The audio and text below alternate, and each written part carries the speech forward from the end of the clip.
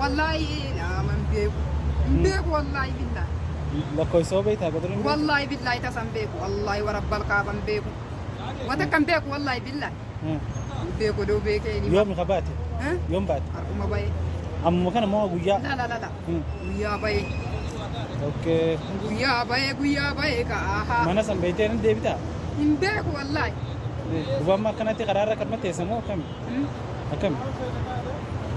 جاتونكا أنا من اللي بيكين دي بوكاكونا زورا أولي كا زورا تو أولي دي من الديبو رقمه زورا أولي كا من الديبو في أنا لا جاتون من الديبو ودا غير ديامو بيتشام بيكو والله بيكو ربنا الرابيكا والله وبالله بيكو والله العظيم بيكو والله العظيم والله بيكو سبحان الله بيكو نيجي صوتا ودو بيكي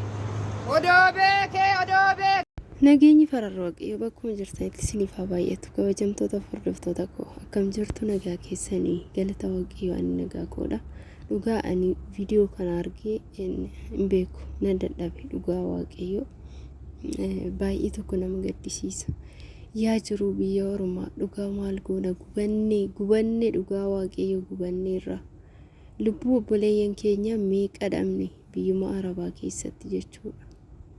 Misamoonuma kana ijoollee maal fakkaattu meeqa tama dhabne jechuudha. Of ajjeeste jedhu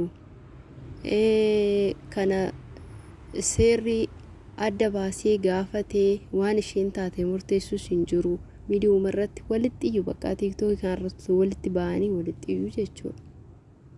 Gaafa rakkattee gaafa akkanatti kun achuffee keessa teessee isheen boossu gaafa isheen achuffee keessa teessee akkanattiin sammuun ishee jeeqamee gaafa isheen akkanatti boossu namni cinaa ishee dhaabbatu hin jiru argitanii gaafa lubbuu ishee dabre garuu bakka isaa yaa'anii mooji miidiyaa irratti wal ga'anii kuni moojii boo'ichaa gad lakkisaa kun akkas jedha wanti deebisan hin jiru gaafsan.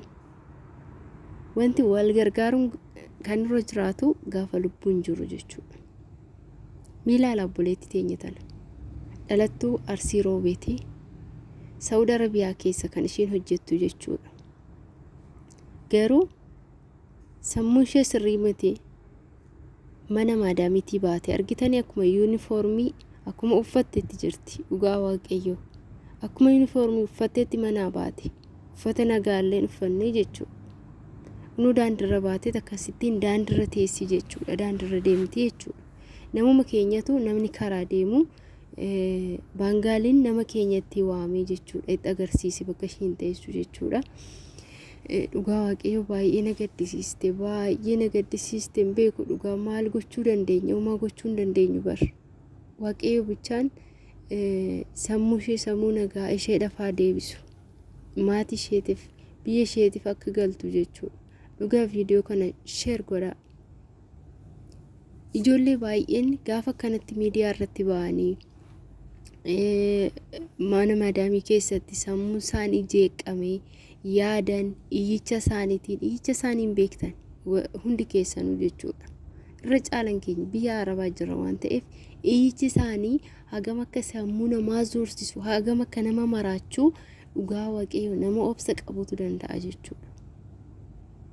Kanaaf obboleettiin teenya tunillee hin beektu maadaamonni Saudi Arabiyaa keessaa baay'ee garaa jabaatu baay'ee hamoodha jechuudha. Darbeetti namni nagaa kan jiru malee baay'ee hamoodha isaan. Kanaaf akkasittiin keessattuu nama keenyaaf hinaan nama keenyatti hin jabaatu beektanii ani maaliif akka ta'e waaqayyoo beeku. Egaa akkasittiin karaarra teessee akkanuma naasofti dhugaa waaqayyoo kan isaan gaafataniyyuu jechuudha. Dhugaa waaqayyoo ana baay'ee garana nyaatte viidiyoo kana share godhaa akkuma argitan akkuma dhageessan kana waan jettuun beektu dhugaa waaqayyoo waan jettuun beektu rabbiin ni beeka jetti bichaa dhugaa rabbiin ishee lafaa birmatu rabbiin ishee lafaa dhaqqabu dhugaa waaqayyoo sammuu ishee nagaa ishee deebisee haadha isheetti ishee haa galchu. Obboleeyyan keenya baay'een isaanii akkana ta'aniiti booda lubbuun isaanii darbaa jechuudha. Lubbuu isaanii dhaban haadholii meeqatu boo'e dhugaa waaqayyoo torbuma kana keessa haadhonni meeqatu boo'e ilmoo isaanii har'a dhufti bor dhufti osoo jedhanu guyyaa lakkaa'anu osoo ji'a lakkaa'anu isheen yoo asumaan haftu hagam nama dhukkuba gadda onnee keessaa nama hin baane bar dhugaa waaqayyo viidiyoo kana share godha share like godha warreen Saudi Arabiyaa keessa jiran warreen TikTok irratti illee akkasittiin oguma namni du'ee qofa wal gahanii akkasittiin maraatan gaafa lubbuun jirtu kana gaafa kanatti karaarra baate kana karaarra kaasanii osoo kara biyyaa galchanii dhugaa waaqayyo kana jechuudha waan gaarii gaafa duute gaafa lubbuun ishee badee duuta irti bakka isheen bar waan fe'anuu osoo godhanii fi waan fe'anuu osoo jedhanii takka dabarteetti waan ta'eef isheen biyyatti galee reeffishii achumaan illee awwaalame allaattiin illee nyaatte bakka wanti dhageessuun qabdu jechuudha kan gubatu haadha ishee dhalte maatii ishee